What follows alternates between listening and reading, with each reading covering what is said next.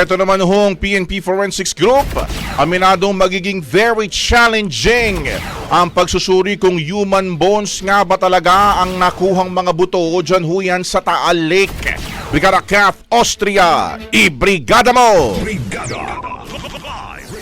Inamin ng PNP Forensic Group na very challenging ang pagsusuri kung human bones nga ang mga nakuhang buto sa nagpapatuloy na operasyon sa Taal Lake sa gitna ng investigasyon sa missing sa Bungeros.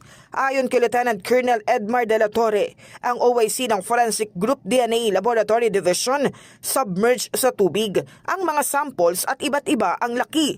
Ipinaliwanag din niya na ang kanilang prioridad sa ngayon ay ang makabuo ng DNA profile mula sa mga nakolektang buto bago ito i-cross-match sa DNA ng mga kaanak ng mga nawawalang individual.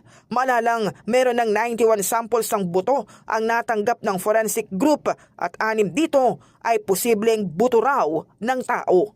In the heart of changing lives, ako si Brigada Kath Austria ng 105.1 Brigada News sa Manila, The Music and News Authority.